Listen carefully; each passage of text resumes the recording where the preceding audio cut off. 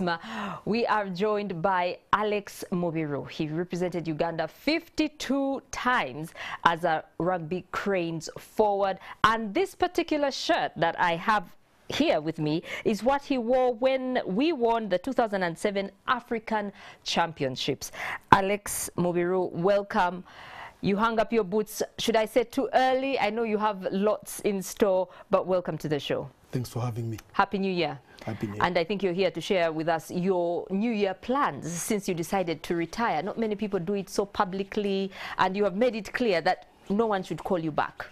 100%. So yes, what are your plans now? Plans, of course, there's life after rugby. There is? Yeah. And that's the life that I need to take care of. But again, yeah, I made it clear to my club chairman and the union that I'm available if there is anything where I can chip in my niche. Then yeah, we grow the sport. You mentioned niche, and that is, you know, rugby, but you did play a bit of baseball yep. and cricket earlier, yep. But you somehow settled for rugby. Any chance that you may, you know, unretire into cricket? Who knows? Who knows? I mean, cricket normally has got was his league Sunday morning. maybe I can go field some balls and put some out of you know, out of the park into Ginger Road. Who knows? Karashan told me to come by, so maybe I can go play some cricket, throw some balls in, and yeah, we get moving. Okay. Yep. And I do know my fellow panelists here do have other shirts that you wore as you represented Uganda very proudly. Danielle? Yes. This was the first replica jersey for Heathens Club that has been doing wonders around Uganda. But you can imagine, it's those days to show how much it's changed. Yeah. MTN used to be the better connection. Yep. Yeah. Yeah. Back then was the better connection. Yeah. Yeah. And which year was this anyway? That's a vintage. It must be knowing it. Yeah. It's just a vintage. I'm surprised. It's priceless. It's in cotton. Like, yeah. We have never seen a jersey for an athlete in cotton material. Especially for rugby, very difficult. Fabric, yeah, and this is another one for the national team. Of course, number 2. Yeah, and even the one number like 2. The Ola. Yeah, they all have number 2. Yeah. It's supposed to be number 2 at the back, but it was very difficult. I need to print this time they didn't put it. This is probably the time when I started following rugby religiously. Correct. Wow. Because I started being around the national team 2008, which is about 15 years ago, and club rugby. I could be everywhere. Of course, now the times have changed with television. Sometimes I don't have to be everywhere, but and of course responsibility has also changed me more than anything. But interesting, and it's very good we have someone like Alex Mubiru, because I can relate with him. And I like how, Mebo, you started. You know, in our country, sportsmen, because they do not get the kind of appreciation they deserve for putting their bodies on a line across all sports, it's very easy to walk into a stadium or to walking by a street and you find someone who used to play and they've disappeared. And you don't know where they went. They stopped playing. Maybe some of them do return unannounced, and you have no idea. Now the difference, why this story for me is very important, is that we need to teach people a culture that when you stop doing something, I hope one day I'll have a chance to come to NTV and say, I'm done doing this NTV Sport Nights, because like eras go, at some point maybe I'll cease to be relevant, because that's the nature of life. There will be some younger, more knowledgeable of that generation who will do this job. Now the challenge I have is that Ugandan sport is that people do not do that. And I like the fact that now actually sportsmen are. Not too long ago, where Tony Maweji on this show are doing the same from football. We need to inculcate this culture that it's not actually a good habit to serve and do as well as Alex Mubiru has done, and then one day you walk away, and the next question for some of us is, Alex Mubiru yadawa. You know, it's bothersome, and it's supposed to be a normal thing. It's supposed to be a normal thing. No, remember one day that Ismail is not the person to do this show. It's supposed to be a normal thing. Now, what I don't understand sometimes is that for sportsmen, it's a huge challenge. I know before we came into the show, I don't want to be the person who owns the show tonight. I was telling you about one of the best stories, and I'm a big fan of Joseph Kableta, and this we share. And I know he's a big fan of mine too. But there's something he wrote, and this is where, for me, Alex, you have to be very bothered about your life. He wrote an article when he attended the body viewing of Paul Hasule at Nachivo all those years ago, when Paul Hasule passed on, one of the greatest Ugandan players. And Joseph, when he went back to his computer, he sat down and wrote something about the day after. Because when he sat in that place, he realized that the reason why Paul Hasule passed on is because he did not know what was going to happen after that. He's done with the football. Of course, he went into coaching, was coaching at Villa. Villa was a club that had a lot of pressure. Then one day, he's sacked by Villa and goes to a club like Police, who are just struggling to stay in the league.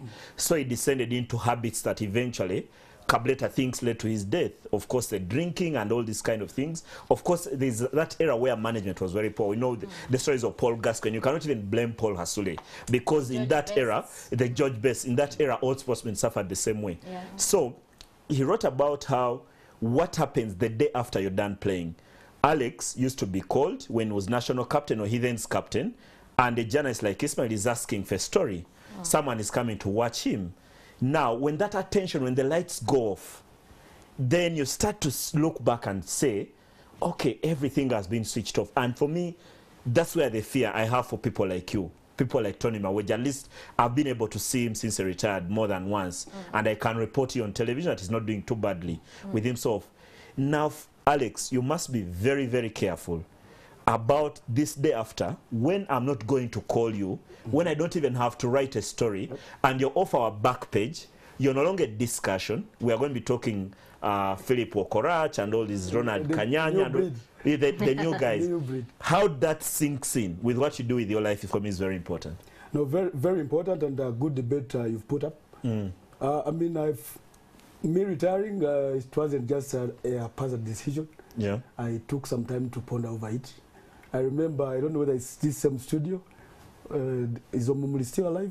Yes, it is. I think you are seated here, where I am now, and you asked me after we qualified Uganda, you know, to 1A again, 2015. Yeah. And you told me, Alex Omuladi. It's something that sunk in. Yeah. So for me, pondering ever since that time, after growing the young boys, as in bring them from 1C to 1A where everything is good.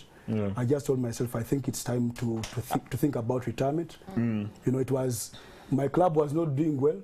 You know, we had so many new boys. Santos was still, all those boys. A transition. The transition was both for club and country. Pass organizers, the Uhurus, Pillows, you know, Makmots, all those were young boys. I just told myself, when I put up these boys here, of course I had to call back Matthias Ocho, a few generals or Akabis. Although when you come back and we see Adigas, come back, we put these boys up. Then after that, we can retire. You know, so retirement has been on the cards. I never revealed to you that time when we had Omumuli here. But it was on the cards. And you know, just the other day, we hosted here when we lost our friend, Robert Seguya. We hosted you to talk about his life back then, because we had played for him. We had played with him for some time, and didn't even give a hint. No, your man who keeps your secret. Your family must love you for that. Surprise them, and you know, it took my club by surprise. I can say. Okay. Even calling up my family that it's time up. It's time up. So it's something that 5-7 years ago, that's when I took the decision. After seeing Uganda go back to 1A, and my club also having young boys that can grind on after me, I think that was priceless. Yeah, sure, Alex. That was, you know, a big one. Yeah, especially that you had to surprise your club. But then we are looking at your longevity into this game. I know it involves a lot of body contact, and I'm looking at injuries and so much, like a Ugandan who doesn't get all those facilitations and help, and the health bit of it also not being so good. Yeah, I don't know what happens there on the rugby pitch, but what has really kept you going all this time? 16 years you talked of, and so many caps for Uganda, at the same time the Heathens. What was the reason behind that longevity? First of all is the grace of God. Oh, yeah. Yeah, that's the first bit. That beats all. Yeah, that guy is priceless up there. And of course, yeah, I grew up close to medics. Oh. Yeah, we grew up close to medics. So I just made my medics my friends. The guy who worked on me, you know, who did my surgery, like 7-something years ago. I still have his phone. You've had one major surgery in your while playing? Yep. You're lucky. Yeah, it's Allah who does that. Yeah. Yeah, Alhamdulillah. Yeah, so I still have all the numbers of the Dr. Ures, Dr. Stone, Dr. Arthur Kwizera, all these medics. I just call them up. I mean, what's happening? So it wasn't very expensive for you? Not even Meeting that, but getting that moral support, as in just that guidance. Do this, stretch, rest, eat this, take this. Very important. I mean, if you're a rugby player, where 100% is contact, and you're not friendly to the physios or to the medics, you have something coming. Oh, then Alex, there's got to be questions about the balance, because the rugby and the education, we are still a country where we are sold into education is the key to success. Largely it is, although adult life has proved that education is a fallback. It's not actually the key. The master key is held somewhere else. So how are you even able to balance? Because I would imagine, for example, when you travel to Madagascar back in 2007, you had to go to camp in South Africa. Then you're losing time. Either if you're working, your boss has to be very understanding that rugby is very important to you and to the country. And I know there are many people within rugby who have lost jobs. They're not important to the company. Yeah, because the rugby is not important to the company that they work for. But just take someone through the ability to balance those. Is it just on you, or is it for entire rugby, or for sport in Uganda? I think, you know, sport in Uganda is not professional. Yeah. That I can say. I mean, going back to rugby, we graduated with Dr. Stone. So I had to ask him how he balances, how he does it in COBs or whatever for national team. So we used to share notes because we are graduating the same year. So I need to ask him, how do you do it? I mean, it reached a time where I used to go with the notes, with the pamphlets and whatever in the dressing room after playing some sevens. Like after 3 games, you first read, you know. So it's not easy to balance. But one thing I think is discipline. This discipline, it's you know, in full, not just bits and pieces, but discipline. Just know, when I go to rugby club, it's rugby. When I go for training, when I go back to Makere, it's school. It's school and school, because you need your CGPA to be up there. True. Otherwise, whoever is paying your dues, they will tell you what's happening. It's not good. But you're studying now, aren't you? At the moment? No, I'm not studying.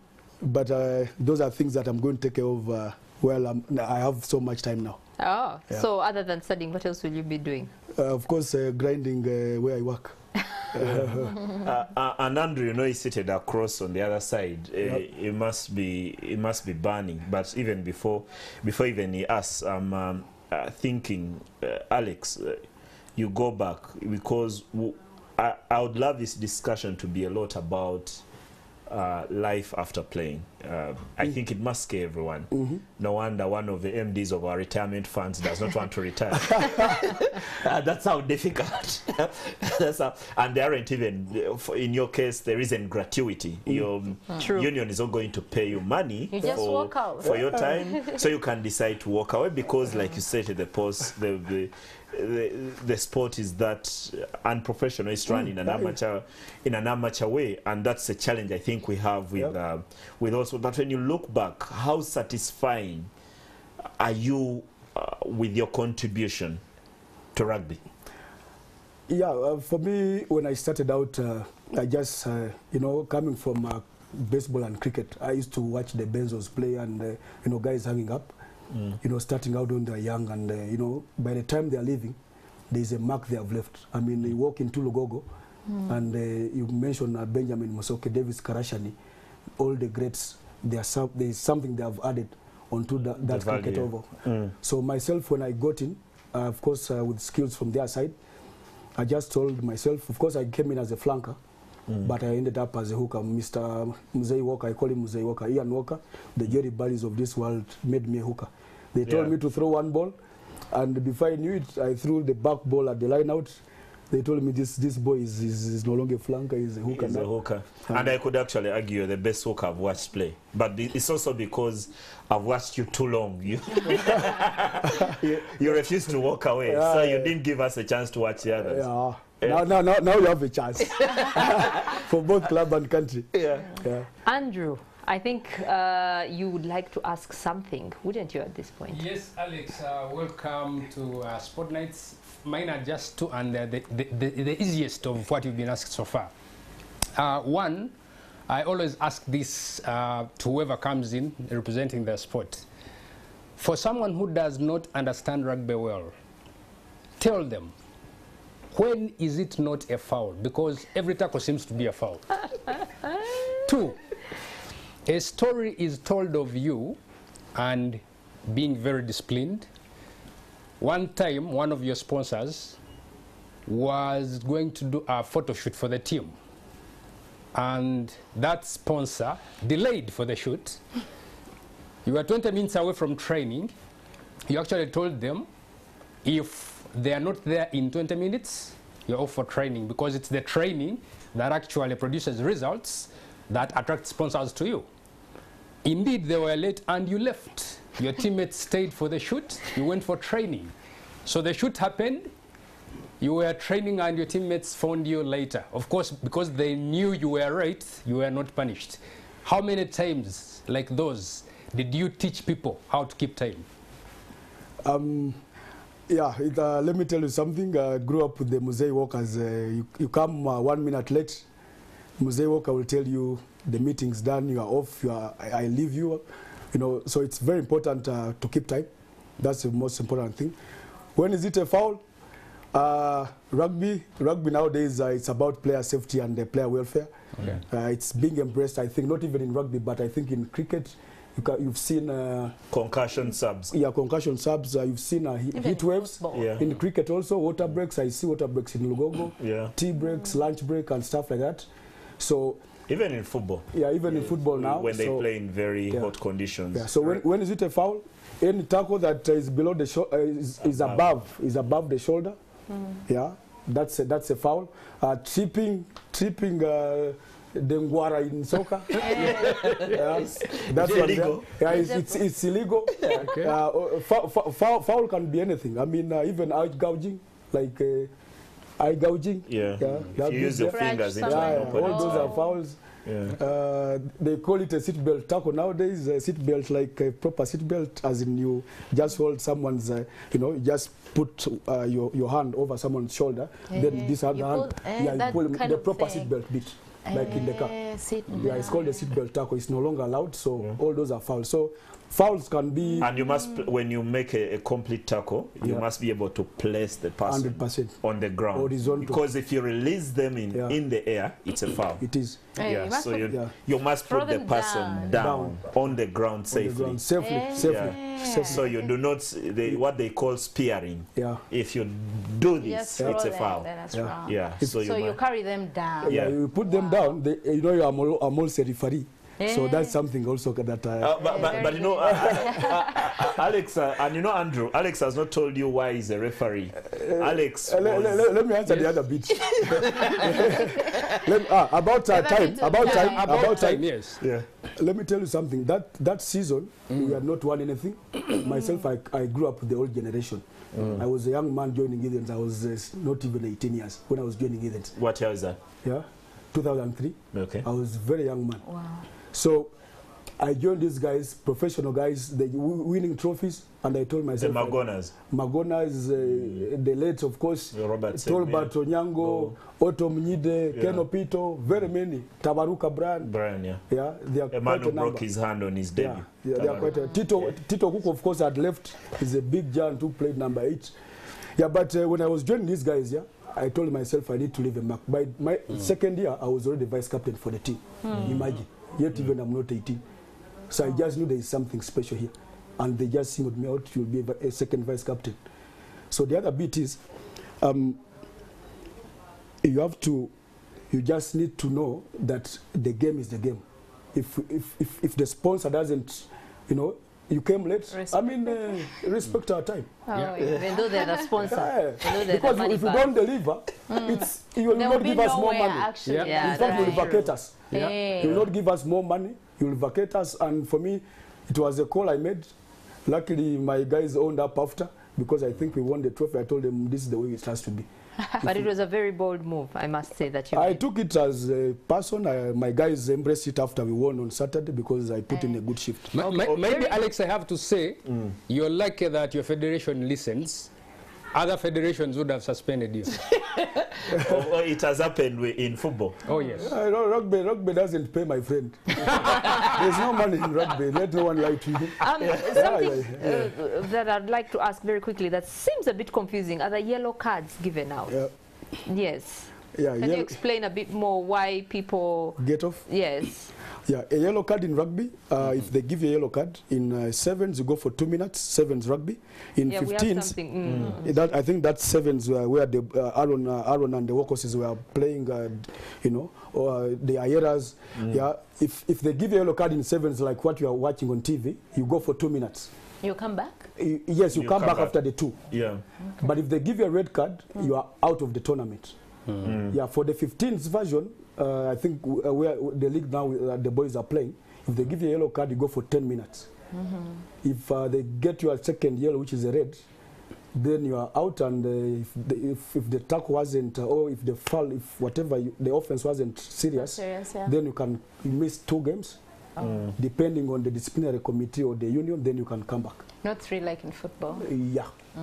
Yeah, quite a lesson. I like the fact that you can now share knowledge with me. We are now getting that the understanding of a game is improving that much because we have someone as knowledgeable as Alex on the show. Alex, now for me, away from, because the things that are technical, that we can have a debate. Correct.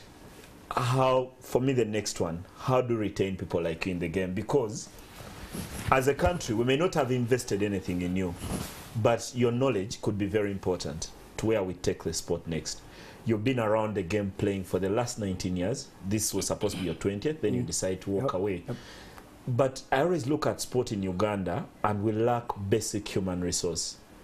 We need everything in sport, right from medics, like you saw. We know how Uganda Rugby Medical Society started. Correct. It's just a group of players who have started medical school, and they decide to help up as volunteers, and that's how it starts. Right from coaching, I don't think teams have enough coaches. You go to a training ground, and the club has 2 coaches, and there are 30 players on the pitch. That makes sense. You look at referees, you go to games and find the same referees again and again, because the capacity is not there.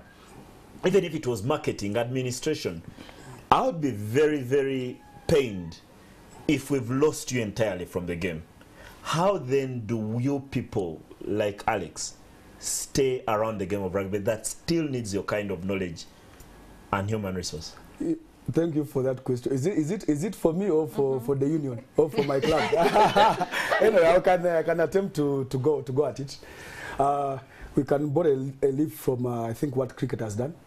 I can see Davis is the tournament director for the recent Elite League. Yeah, Waterfalls T20, which we're discussing at the start of the show. Yeah. You can see Kayanga has been taken in, Humphrey, as into the Olympic Committee of Kenya. Yeah. I mean, just he's got the day job, but again, is still serving the sport.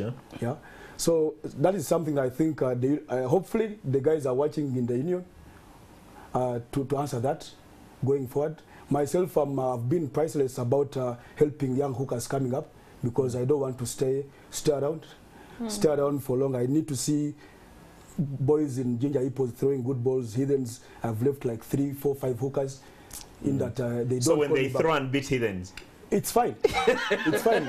You know, the guy, the team that's going to benefit the more is Uganda. Yeah. And that's why I stayed around to play 52. I would have loved to play more, but no. When is the right time anyway to stop? I mean, who knows? Yeah, who knows? Who knows? Yeah. Yeah. Alex Mubiru, thank you for sharing with us some of your tips on discipline and hard work, and we do celebrate your contribution to rugby. 52, like you said, you could have Obgalo, yes, Isma, he could have continued. And you know, Mabel, 52 games may look little in any setting. For example, let's just put it into perspective. Uganda plays about 3 to 5 internationals a year. 3 to 5 in 15s rugby. If Alex Mubiru was in a country that plays 15 rugby games, South Africa, England, New Zealand, Australia, Italy, the guys at the top, Scotland, he would probably have played 120 games in the same amount of time. If he played for 19 years in New Zealand or South Africa, he would have passed the 100 cap mark. So 52 games, I was just doing the math. To play 52 games is to play 16 years. 16 years where you're selected for every single game, because you have to take out the time when Alex was out injured. I remember when he went to do that surgery, I think in Limuru, across the border in Kenya, and that's the time he was missing from the national team. So it's not a mean feat. When you look at, you know, someone can hear 52 and say, oh, the number is very small. It's not small. We do not play enough rugby. And remember, I've made this argument on this show many times. We do not play enough games. The other time I was making an argument for the girls when they hosted that Africa Cup tournament at Wankurukuku. And I was very sure that after those 3 games that week, they were not going to play another game. And they haven't. And those are the only international they played in 2021. And because they did not qualify for the next stage of the World Cup qualifiers, maybe they'll have 1 or 2 games this coming year. So 52 games is a number you only get to if you play at least 16 years in Ugandan rugby. And that's why we side with the Matthias. Yeah, only 2 players in Uganda actually have played 50 games for Uganda. Well, Alex Mubiru and Matthias Ocho. Wow, we do celebrate you, Alex Mubiru, and also your commitment to growing local talent here. We have other local stories in our 256 roundup.